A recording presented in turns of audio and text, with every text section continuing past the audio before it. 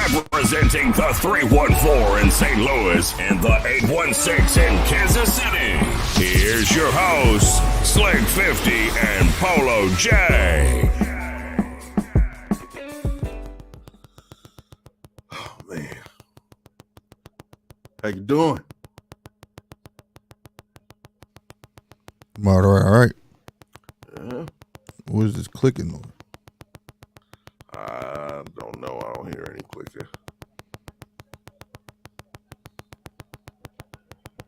Ooh, that shit sound bad. But we gonna make it work as long as they don't hear it. Oh, all right. I ain't got time. Like I said, I was messing with this shit. It's okay, now cut it out. Whatever you are.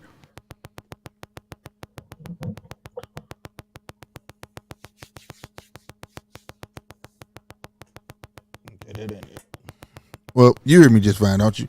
Yes, I do. All right, what's going on, everybody? This is the world famous The Judges Table, man. Y'all know who it is. Your boy Slick 50. Senor Polo. Your boxing savior. Right. Has officially blessed you with his presence. You need me, and I know it. He said you need him, and he knows it. Oh, yeah, this is definitely something. Hold on. Okay, I'm going to have to try something. Because it's clicking, and I don't know what it is. And when I'm talking, I'm hearing a fuzz. But anyway. I'm sorry. It's nerve-wracking. It wasn't doing this a minute ago. No, Omega Iceman. Omega Iceman, what's going on? Hope BIVOL Beast Canelo rated it. You know, not too. They're tacos, man. Just a taco. I know this is off topic, but not too many people know that Iceman is an Omega level mutant. Not too many people know that. Spell. Hola, senor. And most that what it do, Chappelle? I'm having some clicking in my ear, and I don't know where from. Well, let's get it started. I can at least get it started or whatnot. Yeah, you got the rundown? Oh, yes. All right, I have the rundown. Bet that. Now I can't even hear myself. Can you hear me? I can hear you, brother. What the hell going on? Okay, yeah. Okay, bet. We're going to start today with...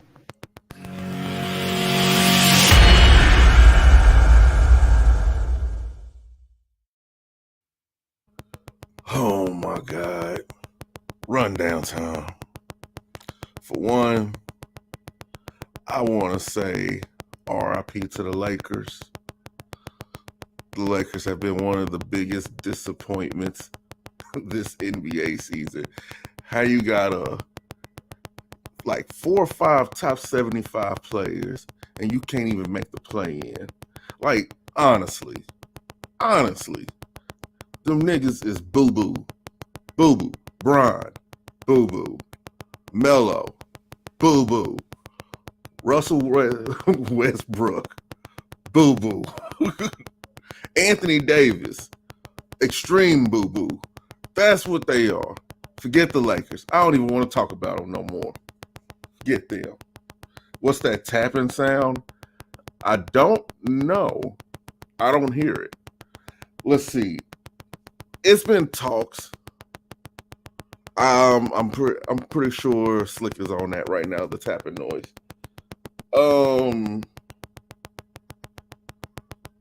It's been talks with, the young man, the good young man, that Gervonta Davis, that he was offered a 3-fight deal, including a Ryan Garcia fight.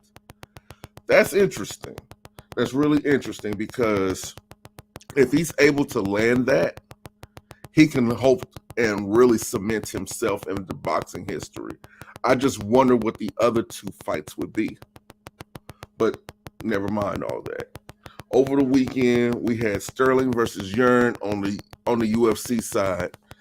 And Mr. Dana White, he had a problem with the decision. He didn't think that Sterling won the fight. And he questioned the judges on it. He questioned everything on it. But the beautiful thing about it, he can talk all he wants, but at the end of the day, those decisions are final. And baseball season's going, all that different type stuff. Canelo, BIVOL, everything's coming up. So everybody just stay tuned for everything. We will be covering it. And that's the rundown.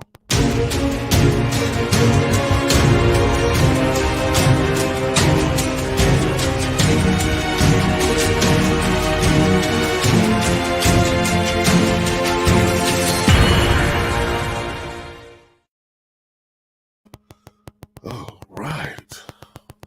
Yeah, I didn't figure it out. You figured it out? No. But I can hear myself again at least. Hey, everybody, is it still tapping? Because I'm not able to hear it. They can hear it? Yeah. Oh, that fucking sucks, bro. Charlie Morrison is the greatest left hook in the history of the heavyweights. Also, like I know. Okay, so he hear it. All right. I agree with you, Omega. I agree with you. Yeah, it's tapping. It's still tapping. Okay. Now the went out. Nah, okay, I can hear myself. There's 2. It shouldn't be like that. Okay, it's tapping. Go ahead. I wanted to show y'all what I saw earlier, the confidence of Earl Spence. But this is, oh my God, bro. So I think I'm going to roll it, but that way I can try to figure this out. I don't think it's you. You can't hear it, so I know it's not you. That way I can try to figure it out. Bad. It's bad? All right, bet. You can't hear it, so I know it's not you. All right, but you can still hear me. Check this out, y'all. I was going to start with another fighter, but we're going to go ahead and start off with the workout that Earl Spence had earlier. You know what I'm saying? So you guys can hear what I heard. You know what I'm saying? Like he's saying, everyone thinks they can swim until they get in the water. Let's hear this man's confidence and get it going that way, y'all. You shouldn't hear it when I start playing this.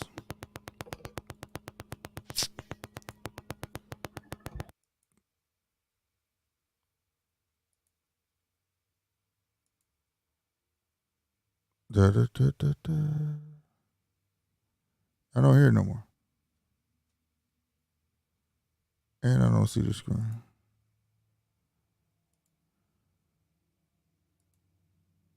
It stopped? But I don't. No, that's you then. That's you. When you hit mute, it stopped. No, I don't. No, that's you.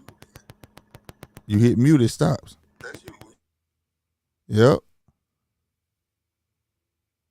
When you hit your mute, it stopped. I don't hear it no more.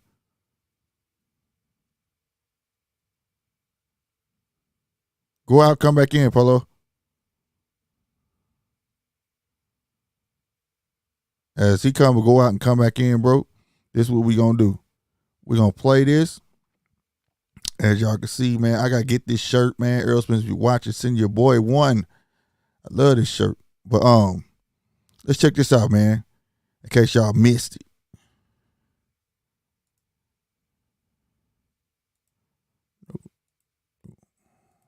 Boom. Let's get it. Make sure the audio up. Let's go. Defeated Errol the Truth Spence Jr. Errol, when you get a response like this, your third time main eventing at AT&T Stadium on Showtime pay-per-view on Saturday night against your Dennis UGAS, what does this mean to you? It means everything. It get me pumped up. I'm ready to go, man. I'm ready to fight. I'm ready to put on a great performance in front of my hometown crowd. How much do your fans drive you to defend your home turf? You are a fan of the Dallas Cowboys, but you're the only fighter to main event 3 times. Your Dennis UGAS is coming in. He want this, y'all. He want this. That boy got a hell of a roll of choppers, don't he, boy? He want this, boy. I need that hat and that shirt. To your backyard. It's eat or get ate. That's all it is Saturday night, eat or get ate. So on Saturday night, when the fight takes place, how do you see the fight going down? Of course I'm going to win, but I'm going for the knockout, definitely. You're going for the knockout. Oh, definitely, yeah. Errol, talking with... Minute. It's been a minute. Yeah. Errol, I would gather to say that this is the most focused, most determined, and I'd even say this is the meanest you've ever been heading into a big fight. Would you agree? Yeah, I agree. Besides the Kell Brook fight, this is definitely the meanest I've been. And the most, I'm just ready to go, man. Well, Errol, we look forward to your showdown on Saturday night against your Dennis UGAS. Good luck, and we will allow you to work out and say hello to all your fans here. Thank you. Errol Spence Jr., ladies and gentlemen. Give it up for the W. Now I'm going to fast forward it. Polo. Yeah. We good, baby. All right. All right. I'm going to show you. This man's in shape. He's ready for a fight. You know what I'm saying? Let's see. Where you at? We don't watch the whole workout, bro. I just want to get to where.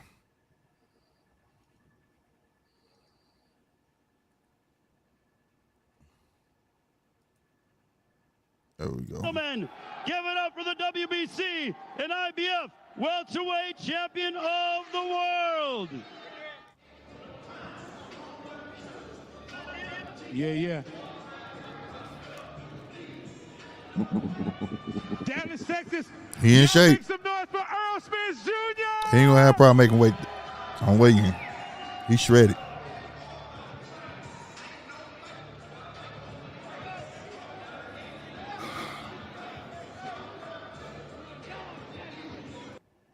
So, excuse me. So y'all see that? I don't see no nothing to stop him on this except the internals. You heard what he said. He said, you know, it's some more after the workout or whatnot. Matter of fact, I'll just skip that. Let y'all hear it. I want y'all to hear it come out his mouth. And if somebody know who the guy he talking to, because he cheesing like he's so happy to talk to him, you know what I'm saying? Mm-hmm. That's not a Joan. I'm just saying, look like somebody he probably been wanting to talk to. I don't know if that's Greg. I don't know who the dude is. But I'm just saying though, you know what I mean? Man, Y'all let me know. get that. I don't believe that I'm going to watch the fight. Man, whatever. You watching it. When you trying to hear that shit. Now y'all tell me who this dude is, bro. Tell me who this dude is, bro. Right there. Yeah, anybody know who he is? I don't know who he is. Cause watch how Earl starts smiling like harder than when he was talking to old boy. Watch. Just want to talk to the fans. How are you doing right now? I'm doing good, man. I'm doing better than I look. Like he see how he looking like he just full Like of glee. he's comfortable. See, look at his face. Like he talking to him, he amped up. When you ever heard this dude this amped up? Never. Willing super to get amped. on the mic. Well, we have a proclivity to be comfortable around people that remind us of people we grew up with. Right. It's low. Yeah, the sound. Hungry, I'm ready to put on a great show. He's great. My name not Manny Pacquiao. He was a lot older. You know what I'm saying? That was the passing of the torch for me. But UGAS got it, but I'm going to get redemption come Saturday night. Now, for Polo, I already know what Polo thinking, but before he said, you know, I really think this is what he thinking. That's what I think Polo thinking. Shit, nigga, you ain't ready. Is that what you thinking, Polo, man, or am I wrong? What I'm thinking, I don't believe I could say on YouTube Oh, without my God. getting sued. Oh my God. Because If you could dumb it down, what would it be? we're about to get WrestleMania. No, bro, I don't think that, bro. Ain't no WrestleMania. I think it's gonna be a hard fought fight, and I honestly don't think Earl gonna get a knockout. I honestly think he's not gonna get a knockout. I honestly think he's gonna go 12 rounds, only because we haven't seen. What's up, B? Only because we haven't seen them knock nobody out. You know what I'm saying? We haven't seen them knock out nobody in a long time. Like now, unless UGAS serve it up to him because he claimed he's gonna stay in front of his face to fight. I mean, I can like see it. Like if he go outside of his element. You feel what I'm saying? Because here's the thing. Be 100% with you, 100% transparent. Mm-hmm. I didn't even have Earl beating Pacquiao if they fought. Mm-hmm. Mm-hmm. I didn't. Mm-hmm. I know styles make fights. This is going to frustrate the hell out of Earl because he's going to have to spend too much time resetting. And a boxer that has to reset all the time is a thinking boxer. And a thinking boxer is not a boxer that's actually throwing punches. Yeah, it's not on the fly. I see what you're saying. It's not on the fly. It's going to have to be on the fly because UGAS is the type of person, if he's going to make you uncomfortable anyways. But once he get comfortable and he figures something out, he's good at exploiting it. Your weakness. The thing that I can say about him, he's comfortable in the mess. Mm-hmm. See, fighting in the pocket, it's an art form. Not many people can do it. You can say I'm delusional all you want. Get him. But one thing you can't say is that I'm not consistent. So if there's a knockout, it's going to be Earl knocking him out, and Earl is going to win by knockout. If it goes 12, UGAS is winning. I mean, let's look at the formalities. You got UGAS, what, he 27, 4 losses, 12 KOs. You know, we all know Mr. Spence's record. 27 wins, 21 KOs, no losses. The height is going to Earl by 1 inch, so don't matter. You know, UGAS is 5'9". The reach for UGAS is 69 inches. Earl has the advantage by 3 inches, 72. But by Earl being and want to be an inside fighter most of the time, you know what I'm saying? I don't think that's gonna make a big. No. By his style of fighting, I don't think that makes a big jump. You know what I'm saying? And the age ain't off neither. 30. UGAS is damn sure in his prime, and Earl's in his prime, 35 and 32. You know. Yeah. So, I mean, you know, it should pan out to be a great fight, bro. I think it's gonna the heart. You got one person trying to prove to the world that they still got it despite what they've been through, right? And you got the other guy who's been told time after time he couldn't do it. Basically, he's been told that he was a fluke. Right. And that's That's honestly disrespectful to me, honestly. They treat him like that on Showtime. Like I said, have y'all seen the commercial, The Unlikely Champion? What kind of shit is that, bro? Like, who signed off on that? Earl Spence Jr., WBA, and IBF, blah, blah, blah, blah, blah, and all this stuff, right? And they hyped them up like hellas. IBF, WBC, since 2014 and 2017, IBF champ, blah, blah, blah, blah, blah, blah. I mean, 2019, my bad for WBC. 2017 IBF versus Yordenis Ugas, the WBA unlikely champion. Who the fuck signed off on that shit? That fucked me up. I'm like, if that ain't disrespecting somebody, I don't know what is. Unlikely. Like, this dude ain't had a long road. Yeah. To get where he was. Like, he ain't just keep fighting, scratching tooth and nail to get to it. Not fighting easy chumps neither. Fighting everybody. That's the thing about it. I mean, that's true. And nobody wants to put respect on his name. I think this fight is going to pan out to a whole lot harder than what people think. Earl gonna do that boy like he did Lamar Peterson. That's disrespectful. That's too different. Come on, bro. Damn, Chappelle. That's too. And we know Lamont was at the end of his rope, bro. That was his step. One of his step. That was one of Earl's stepping stones, bro. Yeah, we was gonna get to that. Mm-hmm. The cryptic message. Take the L out of Lover. My dude took a page out of Drake. Damn, like this fight, it has more riding on it than what people actually think, in my opinion. Mm-hmm. You know, this is a potential make it or break it fight for both men, honestly. Like, because I don't want to see a situation to where, like, I may not be a fan of his. I'm really not an Earl Spence fan. I'm not. But I don't want to see a situation where if this guy loses, then automatically his best bet is a Terrence fight. That's going to be his. You saying you're just not a fan, but you respect him. Yeah. You respect him, and you still want the best for him, and not just because fight afterwards. Yeah, and it has nothing to do with him being a black fighter or nothing like that. It's just I'm not a fan. But I don't want to see it to where the only thing that he can get is a Terrence fight. Where, you know, he's going to be out here basically be at the beck and will of Terrence. And I don't want to see a situation where Ugas is automatically looked at like he was a fluke and automatically gets pushed to the back of the line. Well, I got something to say.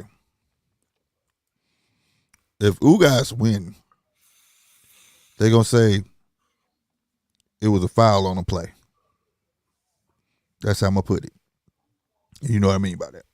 They're going to say it was a foul on play because they're already pumping up like he shouldn't win, right? And if he does win, he's not going to get the respect he deserves. If he loses his livelihood, right? I don't see Ugas getting nothing big after this ever, right? Ever. And that's sad. Right. Being that he is 35, you know what I'm saying? And then the couple fights he could have had before this is about to be handled also on the 16th. Stanionis and Butiev are about to fight. You get what I'm saying? So those are a couple fights he could have had before this. That boat has sailed. Right? So that was 2 paychecks right there that are gone. And that was per him because he went up and disputed this, right? As he should, though, right? Yeah. But then you got a person in, I feel like in Earl, and this is just my opinion, in Earl, where if he loses this, it's not more so he won't get the fights, it's more so that the fans will lose faith in him. Okay. I get what you.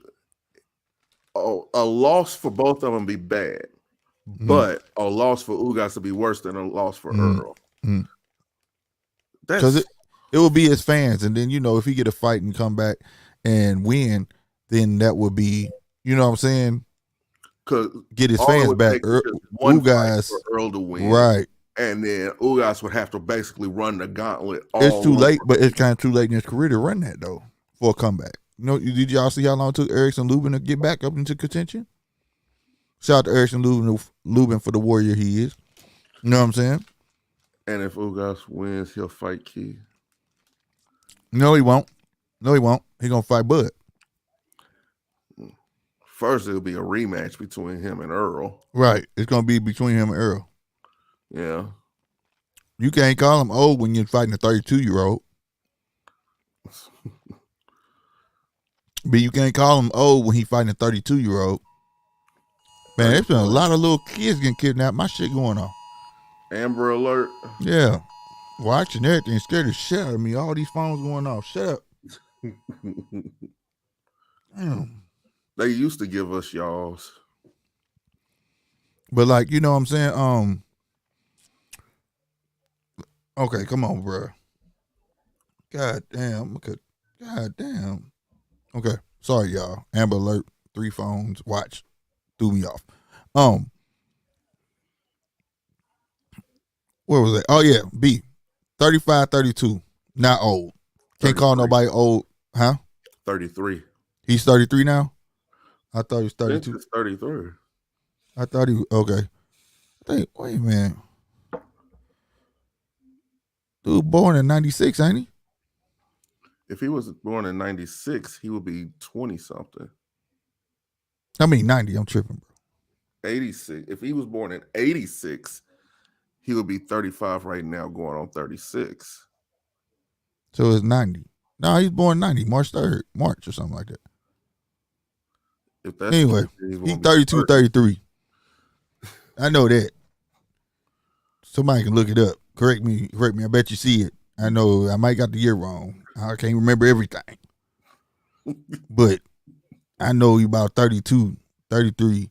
But you can't call that old when they fighting each other. Now, if he was a 35-year-old fighting a young Stanionis. 32. Oh, he's 32? Okay. If you fight a young Stanionis, then you be talking about the old man for trying to fight the young. You get what I'm saying? They in the same part. This is class. This has always been part of this class. He was just the outcast. You get what I'm saying? Yeah. Like everybody has their favorite fighter, and they all have their reason for it. And there's nothing wrong with that. There's nothing wrong with that. But when you have a favorite fighter, do you have to disrespect the other fighters? No, I haven't heard him disrespect nobody though. I've never heard Ugas disrespect anybody. But I haven't heard Earl. I've heard Earl. I'm not talking about our chat. I've heard Ugas being disrespected. By Earl? No, not by Earl. I'm talking about like from the fans' point of view. You know how that go, man. I used to say fuck. I used to say fuck your favorite wrestler, and I don't give a fuck about that. I used to, you a die hard, bro. You a die hard fan for somebody, dog. You would do that shit because you feel like you're part of it. You know what I'm saying? Yeah. That's the beauty of being a fan. When you come on this side of the table, we can't be that totally invested like that. You see what I'm saying? Because then we'll be biased. You know what I'm saying? All day. You feel me? Because if I was like 100% deep in, I'll tell you, Bud beat everybody ass, no matter weight class. But I can't. I'm not like that. I gotta be in reality. You know what I'm saying? Part of a fan is what? Fantasy. So you live part of that fantasy as a fan. Fantasy, fanatic. Yeah, fanatic, all that. It all start with the FAN. You know what I'm saying? Yeah. So I'm just saying, it is what it is. But like, what do you make of him, how How did he look to you? Did he look in shape? Did he sound confident? Earl looked comfortable. Yeah. He looked comfortable. Mhm. And that's what scares me for us, who I cheer for. It's like, okay, that's why I said if it's a knockout, it's going to be Earl 8th, getting- 9th round knockout. And I could see that happening for Earl. Mhm. But then, like I said, I could also see if it goes the distance, I could see UGAS winning. Because if it's going the distance, that means that he's still boxing. He's still boxing, and that means Earl is having to box also. So the key in this fight really is who can impose their will the most in this fight. Who can utilize their game plan to perfection in order to get the win. Because good. Earl does not like to be in the ring long, especially when he's getting hit like that. So he tries to finish it. I've always seen him try to finish the fight. Finish the fight now. Try to finish the fight now. But I've seen UGAS always play it for the long game. That's what I was going to get at. Earl, there's two different styles of boxers. The one boxes for the long haul, and that's UGAS. The other boxer boxes to get inside. He uses it to get past your punch, get inside, get up under you. You see what I'm saying? Part of Earl's game is, if he can get you inside like the Sean fight, that's where he's home. You see what I'm saying? He's comfortable there. I see it that one person fights for the crowd, the other one fights for the judges. Well, it's one of the same. I mean, like, but it's that's the effect of it. You see what I'm saying? You got the dude who go for the long haul. He's a true boxer. If the knockout come, he'll take it. If it don't, fuck it. I'm not gonna force it. You get what I'm saying? You got the other guy who uses boxing skills to just get inside to be able to get under you, and then if he can stay under you, that's where he's gonna be. You get what I'm saying? And exactly what you said. An inside fight makes for an exciting fight. The judge want to see who hitting harder, more appealing. The guy with the long haul, he gonna punish you from the outside, and if he can bank your head back and forth, he gonna do it. That's how it goes. But it's who's gonna deviate from that game plan. Who's gonna have the heart to stay with their game plan? You see what I'm saying? Yeah. That's this type of fight for me. Like it's chess. That's what makes it. Like, I'm being truthful. I'm being 100% transparent with this. I honestly do not know who to say wins this fight. Because one thing that I could say about both fighters, neither one of them disrespect their corner by not listening. They both stick to the game plan no matter what it is. What Earl is willing to sit and get hit all the time just in order to stay with the game plan. Attack the body, use your levels, roll with your combos, throw the hook. UGAS is always stick behind the jab, catch the rhythm, counter, counter, counter. And neither one of them get away from their game plan. It's hard to pick. It really is. Okay. So when you sit down and really, really talk about this fight or think about this fight, take your fandom out, take any biasness out. How do you honestly see this fight going if you know both men have good boxing IQ? Because that's what's going to be on display, the boxing IQ. Who's going to be willing to tell their corner that we need to make an adjustment? I noticed something. Do you mind if I try this? Do you mind if I try that? It's all about who's going to be willing. Is Earl going to be willing to tell Derrick James, like, hey, what he's doing right now, he's dropping his left. Do you think that I should take that? Or is that just a trick to get me in? Derrick, go ahead. Go ahead. Trust me, Derrick got A, B, C, and D. They know who they facing. Mhm. Everybody else might be looking at UGAS like, you know who is trying. UGAS training is Silas. He know what he doing. He's never been shy to speak vocally or anything, and he's a very successful trainer. So I'm trying to tell you, at the end of the day, it's gonna be a wits of the 4 people who matter: the 2 boxers and the 2 trainers, and it's gonna be at the end of the day who's gonna carry out that plan.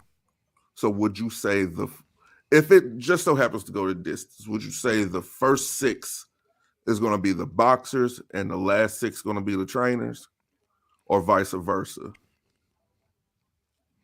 It really depends how the fight's going. You're gonna know when somebody switch up. It's gonna be so blatant because both of these fights are gonna get in there trying to exploit each other. You know, it's exploit each other's weaknesses. We may say go for the eye, go for the eye. We know who guys can go for the eye. Salas might say go to the body. Show them that you can fight inside too. Make them think we don't give a damn about that eye. Exactly. Then come around 6, 7, pop, pop, pop. You get what I'm saying? There's so many ways you can come at this.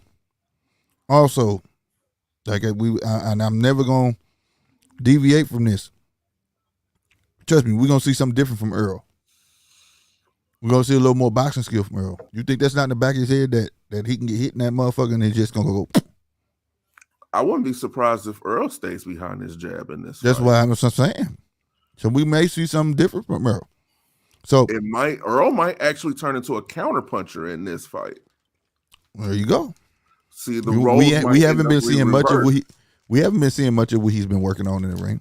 No. Last fight, all the way up to Pacquiao, was all sorts of footage coming out of him sparring. And you see none this time, did you? No, I did not. Oh, okay. I mean, it's just this fight for me. It's just really. I think this fight is the most the fight that I can learn the most from. But I think the Oscar Valdez Shakur Stevenson fight is where I'm gonna get the most excitement. That's what I said. I think that's gonna be the most exciting fight because Oscar Valdez, he's no pushover. Let's not pretend like he is. His last fight that he had, yes, he won. Yes, it's only because dude was beating him, but then just took his foot off the gas for the last several rounds, like he just had it in the bag, not knowing that he probably thought it was a 10-rounder or something like that. I don't know, but he didn't look good. Shakur, on the other end, he looked amazing in his last performance.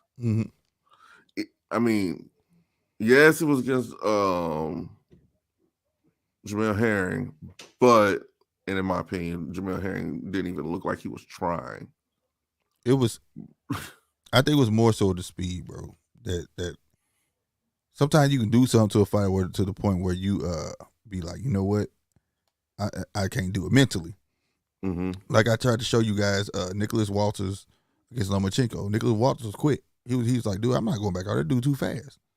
Just sitting there getting bopped in the head just to get one punch. I'm good. You get what I'm saying? Sometimes it can actually be that. But that fight to me is definitely gonna be exciting because Shakur put so much pressure on himself, and I think he does it on purpose. So you know he has to perform. He has to perform. You know what I mean? And he's been calling for this fight for 2 years. So you got to show up. Everybody and mama know that's the number one name that's been coming out of his mouth, and the young man can do it. If anybody can, Shakur can. And I swear to God, he's the special boxer. Nothing against old boy Valdez, but it's bruh. And that they gotta tell him this ain't checkers. Now that you can call the old man, cause shoot, how old is Valdez? Valdez like 30. He is in his 30 somethings. He is in his 30s. Yeah, he in his 30 somethings. You know, so that one you could say the old man versus the youngster. You know what I'm saying? So I give him props for that. But Shakur's been in the game long enough now to where you can't really say that he's just a young pup either. He's been in it and around it for quite a while. No, that's just bounce back. Your age got bounce back. That's all that is. See, the thing is, Valdez can't bounce back after this. He lose this, who he gonna fight? I don't know. You got me. You know what I'm I saying? don't know. I mean, but if Shakur loses, who's really gonna want to touch him either? Oh, Shakur got options. He can go up. He's still young. That's what I'm saying. He got time. You see what I'm saying? But boy ain't got time. But even if he goes up, it's all about updating your resume. Mm-hmm. Who wants to be the one to take on a Shakur Stevens that went up after a loss? Hey, you'd be shocked. It's been a lot of boxers that do that, though. They lose. They'll say it's because of the weight.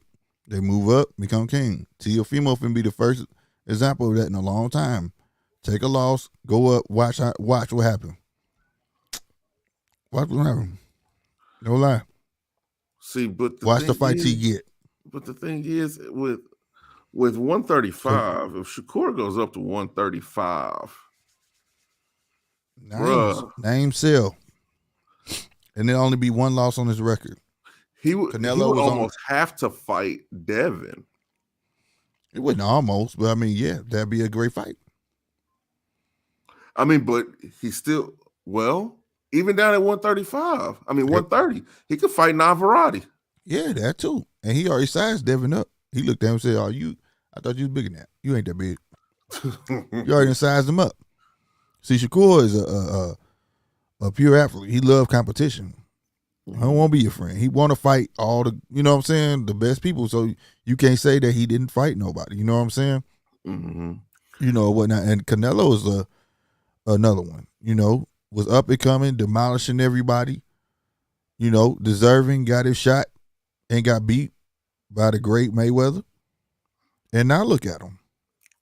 Yeah. You know, it happens if you have that namesake. And it also depends who you lose to as well, though. You get what I'm saying? Yeah. But if you have that, at least that namesake, you know, what saves Teofimo, quote unquote, was undisputed, lost, but he was undisputed, right? Mm-hmm. Boom. I don't think Robert Easter come back. Then he just ain't recovering. Ain't recovering from being shot. Yeah, he got shot. I like Robert. I don't think we're gonna see him for a long time, B. I like Robert. Matter of fact, what's his name knows how to get in contact with him. I'm gonna hit him up. That's what's up. But so you know what I'm saying, and talking about Canelo, another person. Hey y'all. I said, what? Go ahead, bro. All right. Sorry for cutting you. It's the last 10 minutes of the show, and the final topic is about Canelo. If y'all want to come on in and help us, or you know, give your opinions on the Canelo BIVOL fight, Canelo BIVOL. That's all. If you want to come up here, you're more than welcome. The link is in the chat. Yeah. So like, Dimitri Bivol, like I said, can he do it? 19 wins, 11 KOs, 0 losses, right? Been holding this belt since 2019, 17. One of them. What was that? 19 and 20, he wasn't really fighting because he had contract disputes. Yeah, but he had the belt, though. Yeah. Okay, yeah. So it's somewhere around there. And he's like an even 6-foot fighter, which ain't that much taller than Canelo. Canelo like 5'7", 5'8". He listed as 5'8", but I think he more like 5'7", because when he stand next to folks, you be like, come on now. But he do got reach. He got the 70-inch reach. Bivol has a 72-inch reach, you know, whatever. So that pretty much evens itself out. They both 31 years old. So, but this is the first time in a long time where Canelo is fighting a puncher / boxer. Not either or. He's fighting both in one. And can turn both of them on right at any point. Exactly. Like throws the punches hard, you know, and he knows when to turn the beast on and when to turn it off. You know, like they say, what they say, a beast, what they say, a humble man, is dangerous because a humble man knows when turn the beast on and turn them off. He didn't tame the beast already. You get what I'm saying? To me, that's a Bivol, and it's also a Canelo. You know what I'm saying? Canelo's very smart in that regard.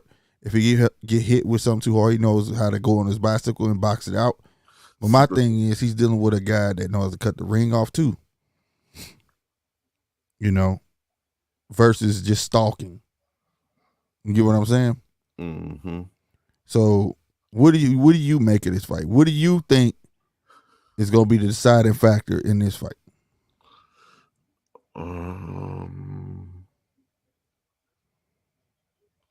Power. Power is going to be what I'm talking about. I'm not going to be here. I'm not even covering the fight. He'll be here. But power, who can utilize their power the fastest and the most effective? Right. Because one thing that every fighter is going to respect at a caliber like this is power. Speed is good, all that is good. But who can make the other one back off first? The power. Canelo got power no matter what anybody says. Canelo got power. And Bivol has he got caveman power.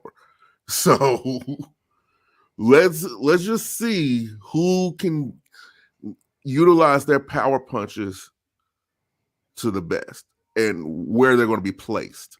Because one thing, Canelo's soft at the belly. He's always been. He don't like it. And Bivol don't mind being hit in the face. He does not mind getting hit in the face. He will take 7 to the face just to give you 1. Facts.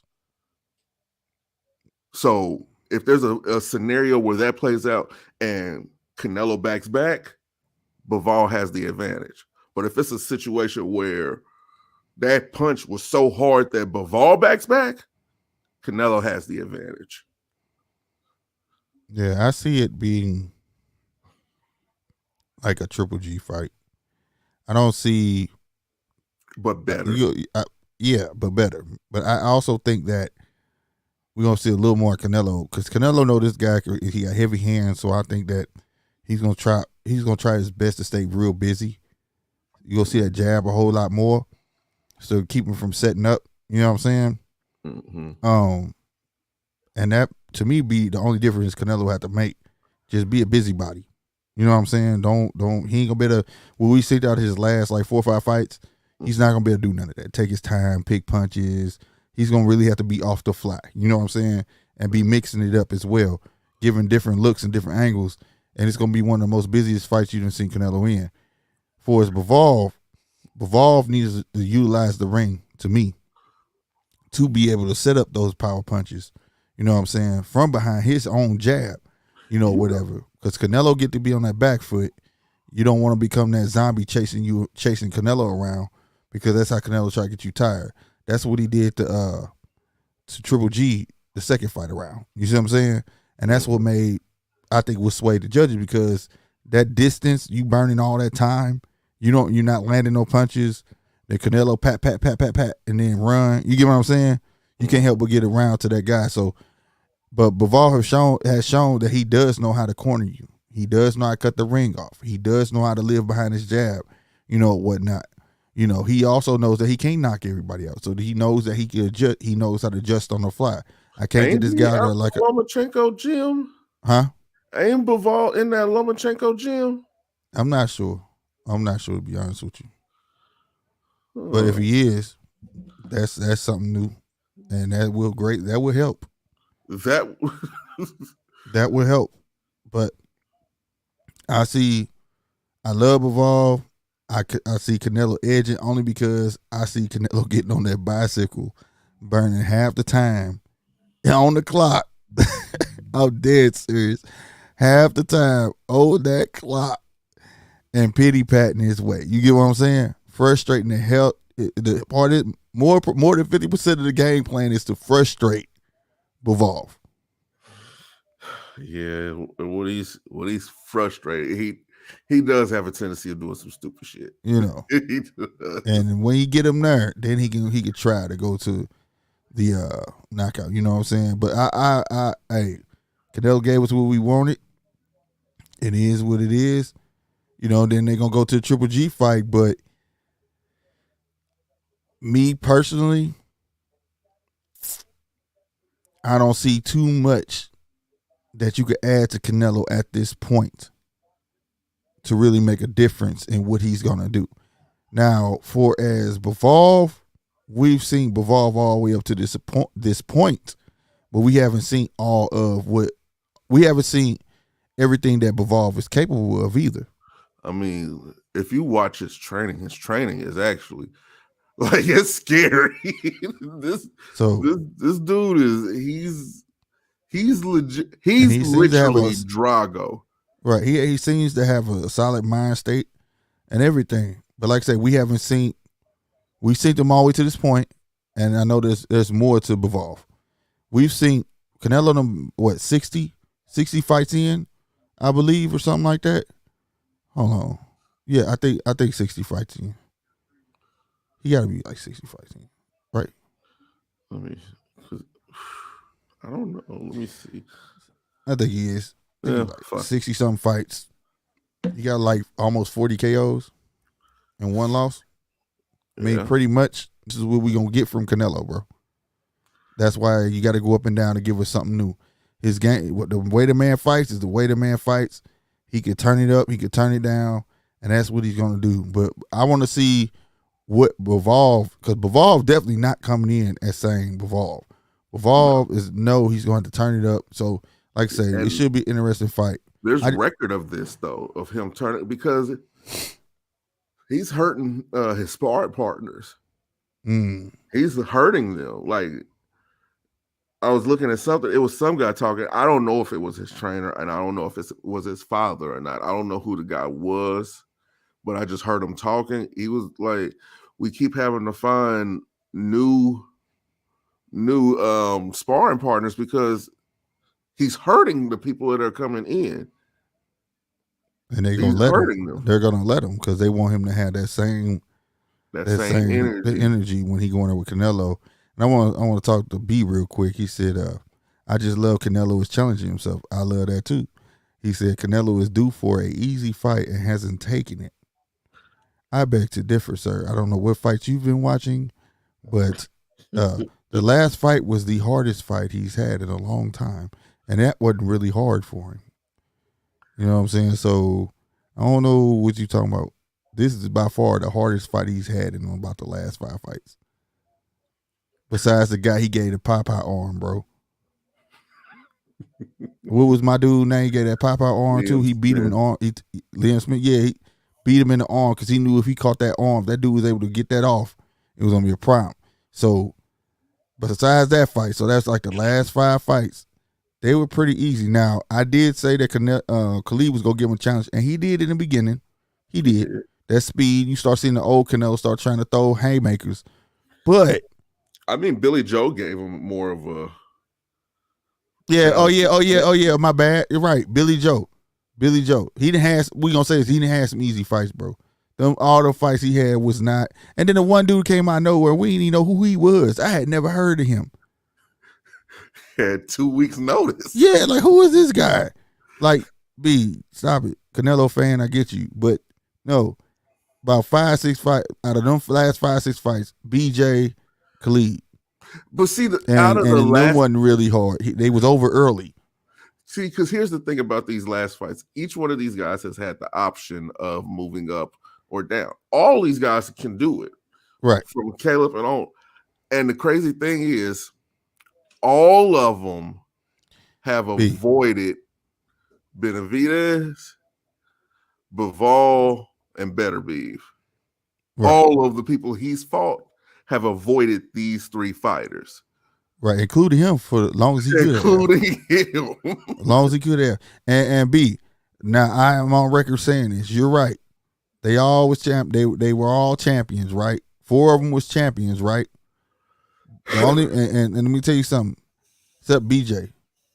No, BJ was a belt holder too, wasn't he? Yeah, BJ, because he just wasn't fighting for like a year and something. But at the end of the day, it ain't his fault who had them belts. But the guys who had their belts, they just weren't tired. Khalid was the only one where I was like, this and that. BJ, he was on drugs allegedly, testing positive for this allegedly, blah, blah, blah. Hadn't fought for almost a year and something. You know what I'm saying? I'm not saying I don't give him credit for it, because I would have went, hey, it's easy pickings, fuck it, I'm going to take it. But don't make it look like they weren't easy pickings. Not to mention, he was giving guys 3 weeks notice. He went after Khalid Plant first, and he tried to get Khalid Plant 4 weeks, and he said, no, I'm a champion, you going to respect me? No, I'm not going to do that. Mm-hmm. Everybody else took them big paydays. Liam Smith, he had 3 weeks. He called him 3 weeks before and said, you got 3 weeks. He said, okay. Everybody else did the same, except that mandatory dude he fought that don't nobody know who the hell he was. See, the thing is, people hear the name Canelo on the phone and automatically think payday. Payday. Yeah. Okay. Like you said, payday. You want payday. Like, here's his last few opponents. We got Caleb Plant. We already knew how that went. Right. Billy Joel. We already know how that went. Then the guy he gave 2 weeks notice. That's Avani Yildirim. Yeah, Yildirim. Then we got Callum Smith. I don't know how Canelo got to fight for a vacated belt at that point. Yeah. I don't understand that. And Sergey Kovalev. Right. So, Sergey Kovalev, he was what? He was here. He was light heavyweight. And that was a washed up Sergey Kovalev, though. Mm-hmm. Even though Sergey was doing good in the beginning, but Sergey was done. Everybody knows Sergey was good. Mm-hmm. And he fighting on Triller coming up. Yep. Like, but I'm just saying, all them guys were world beaters. Yeah, when you give people short notices like that, bro, except for Cleve Plant, that's. I said I ain't taking that from him. He got the belts. It is what it is. He made history. But no, I can't let you use those fights and say, like, Bivol is equivalent to that. Bivol is putting all them guys into one like Voltron. Them dudes are refusing to fight Bivol. Right. So, you know what I'm saying? A-side ain't got nothing to do with nothing. Well, it does, because he gets to choose his fighters. See, that why do fans say that? Well, it's because he the A-side. He can fight who he want. Now he can fight who he want to fight, but we not going to admit that how he was getting the fights, how he was giving them the time, how he was doing this. He was using it to his advantage to be for sure wins. It's on record by plenty of people that have said, oh, Canelo don't call people unless he see a for sure win out of it. And here's another thing about it.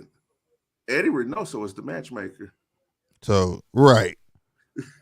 So, you know what I'm saying? It is what it is. Like I said, I gave Canelo the edge in this fight, and I'm hoping Bivol proved me wrong, because this is going to be a tough fight.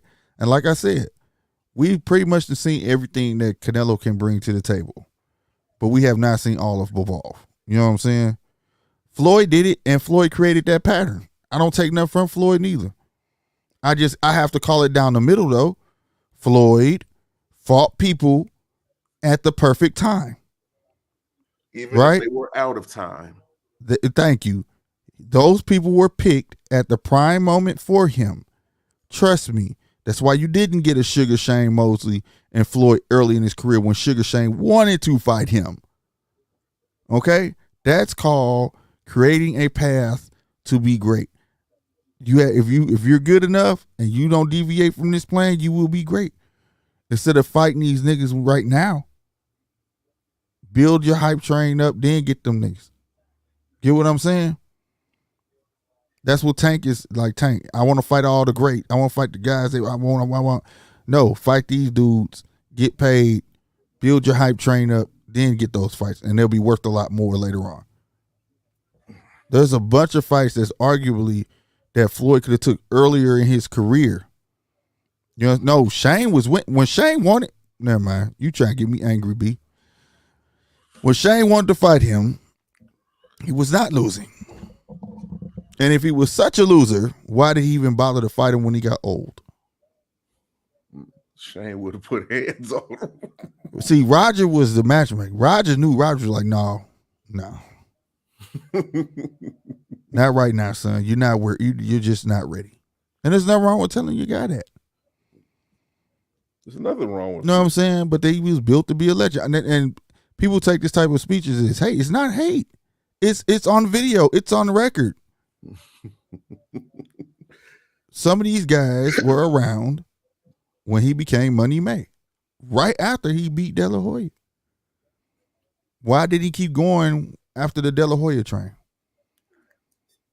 Why didn't he just keep going fighting the main champions, right?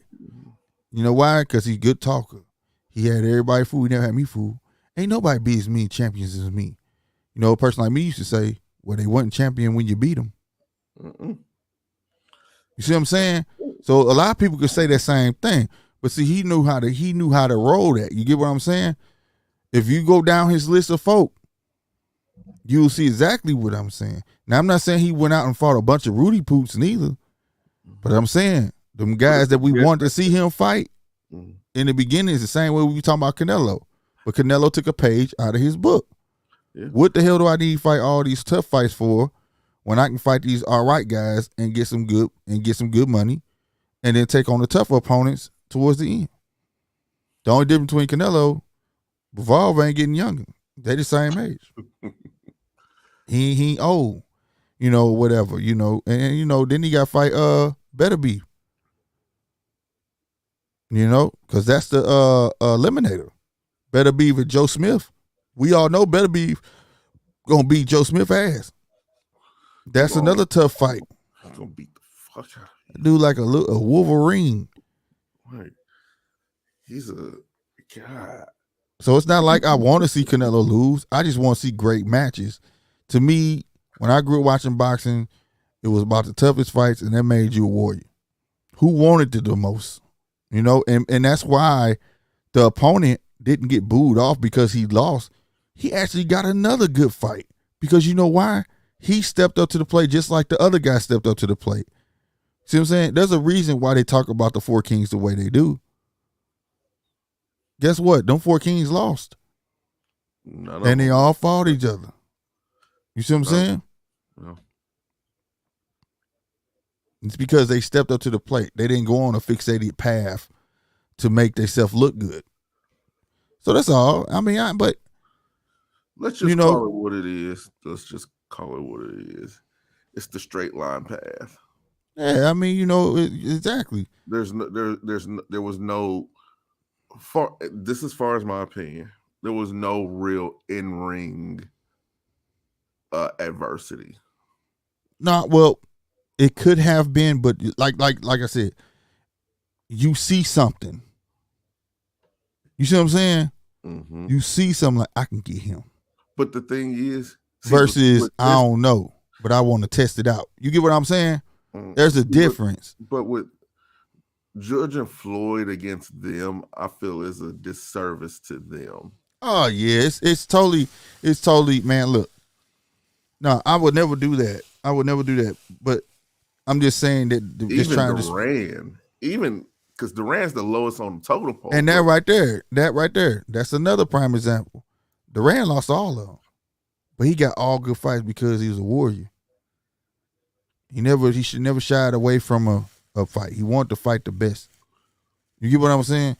That's a big difference from today. Like I say, today is more of it's always been business, but it's all about building stars at the same time. So that's not being penalized because he's good. He is good. I never said he's not good. What I'm saying is that the picking fighters at the right time helped out. like what the hell? You know what I'm saying? That's what B doing. B trying to get us to stay out here long. Like, I'm just saying he said penalized because he's good. No, there's a lot of people. And B, I can agree with that. Just because he would fight everybody. But see, you may be saying it as a slight. That shouldn't be as a slight. Because Sean Porter's one of my favorite fighters ever, bro. because he never shied away fighting nobody. It's not a fight. I revere that. I revere that more than anything, and that's why I respect Duran. Duran got a whole movie made after him. If he was such a loser, he wouldn't. You know what I'm saying? Like I say, it's not that you lost. It's who you lose to. It's who you lose to. You get what I'm saying? If you lose to a bunch of Rudy Poots, it's like, yeah, you just should never gotten this shit at all. You get what I'm saying? But the people, hold on now, because the people that Sean has lost to, some of these people he ain't had no business losing to. Who? He lost to UGAS, Earl. Didn't he beat Keith? No, he lost to Keith. Who else? Danny. All of them part of what? They part of this group. Okay, then. But exactly. at the same time, they're not Rudy Poots. I don't see. They all went on to be champions. That's not Rudy Poots. Same thing with Duran. You were going to consider Duran the last in his class, so be it. But guess what? He lost to the people in what? His class. You don't just, now if you lost to a bunch of no-name people, ain't never been champion and stuff like that, then we can have an argument. When the opposing people in my class won't even fight each other. What does that say? What does that say? I don't see Danny as Danny. That's because you don't see Danny often. If Danny said Danny was a motherfucker at 140, Danny was a motherfucker at 149. Now when he went up and he I felt like he should stay there or whatever. Because people, that Bud and Danny would have been nice at 140.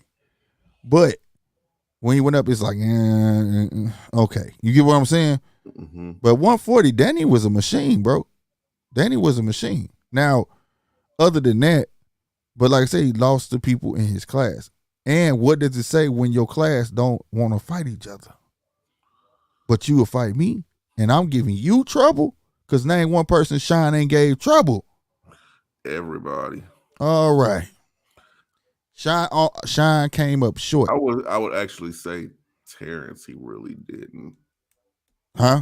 No, Terrence, you're right. And he lost to Terrence. He lost everybody in his class. Everybody else he just fell short by a little bit, right? But Bud was the most decisive loss that he's had. And he's the only one he said if he wanted a rematch, he would take that rematch. I was watching him on another show and he was like, they said if you was to come back boxing, what would you want? He was like, oh, for sure. I want a rematch with Bud. So that's the only one where he felt like, you know what I'm saying? But yeah. But like you gotta look at it from both sides of the fence. You could say, oh, he lost everybody in his class, but his class don't want to fight nobody else. They don't want to fight each other. We're begging for a Bud and Earl fight right now. We probably would never got a Danny Garcia and Earl if Earl never hurt himself. All these scenarios that plays out. But you got one guy who's going to fight every fucking body and he doesn't get the props. Yeah. I don't like that. That don't make sense to me. I mean, it's not like like I said, he didn't go out and lose to people we didn't know. He lost to champions. But at the end and he came, and you saw how he lost. He never got dominated except for Terrence. Never got dominated. Arguably, if that knockout didn't happen, if Earl didn't push his head down like that and get that knockdown, who y'all thought would have won that Earl fight? Sean. Because Sean was up on the cards. So I hope you didn't mean that as a slight, bro. Just being real. But just a quick tidbit. Conor Benn is fighting this weekend as well at 2:00 on the Zone. We did get to talk about him. Whatever he's fighting Chris Van Heeren. They had shot for goddamn, he just fought Amir Khan. What was his name? Kell Brook. He was like, nope, I'm good. Even though they offered him $14 million. It is what it is, which is a crazy number. I didn't know he got $14 million for that kind of fight, but he was about to make it again. He said no, I guess because he's too young. But Chris Van Heeren, southpaw, stepped in. He stays behind the jab. It's the first time that Conor Benn has ever faced a southpaw. So, we don't see if he can stay outside. The best thing for a southpaw is stay outside their left. Whatever. So we're gonna see if he can capitalize on that, you know, without getting frustrated or any of them things. Fun fact, he has the same birthday as my sister, so you can't tell me he's not a determined person, because my sister is one of the most determined people. I'm talking about, oh man. You can't tell her nothing. So we go see how that pan out. That's at 2:00. Also, we have Stanionis and Butiev starting around 6 on Showtime. And then you got the Earl Spence and UGAS, bro. And like I said, we will be here. If not, you know, that mean Polo is ducking, y'all. Y'all can feel free to say he ducking. You know what I'm saying? And it's all right. You know what I'm saying? And make sure y'all go subscribe to Black Hoodie Energy. One of the dopest channels over there. Go subscribe to Black Hoodie Energy. Make sure y'all subscribe to this channel. You know what I'm saying? Please share this stream when it pop back up, if y'all can, all right? Say some in the comments. All that stuff help. All right? Black Hoodie Energy going to be going live tomorrow. All right. So y'all know what it is. Oh, and also, pretty soon. Oh, no, man, I should have said this in the beginning. We will be having Sean Porter on the show, B. So you can ask all the questions you want to say, B. Next Wednesday. All right? He's going to give us his take on the fight, how he felt about the fight, all that good shit. You can ask him then, B. Be here on time, 10:15, bro. Unless we announce it being earlier, depending when he want to get on. But he will be here, sir. All right? Did you hear me, B? I want you to type something. Let me know you heard that. I'm glad you reminded me. Damn, my phone going off. But I'm glad you reminded me of that. So yes, the legend itself, future Hall of Famer Sean Porter will be on the show, ladies and gentlemen, next Wednesday. All right? Y'all be easy, man. Anything you got anything to say, bro? If I'm not here, it's not because I'm ducking. Mm-hmm. Quack, quack. My manager just said that I wasn't ready yet. Oh, you said you weren't ready yet? Yeah, my trainer didn't want to put me in a bad position. Oh, okay. Mm-hmm. I'm not ducking. If I'm ducking, then you got to say that Floyd ducked all his fights.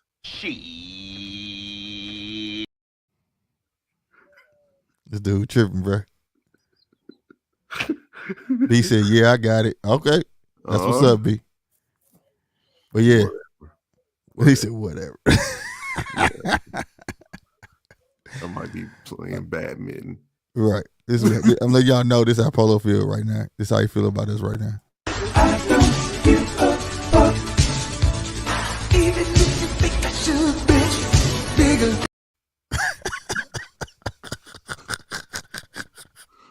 But no, all the real though, y'all, man. Y'all be easy, bro. Y'all know it be like little moment inspiration. We out here. Either you work hard for it or you don't work hard for it. Well, me and my brother, we work hard for our stuff. It don't come easy. In life, you have to work. Either you want to be the shark of the ocean or the fish of the ocean. And right now, we want to be the shark. Take over everything. Strength, no weakness. Power, you muscle. You have to have that mindset. So you're going to come in here and dominate.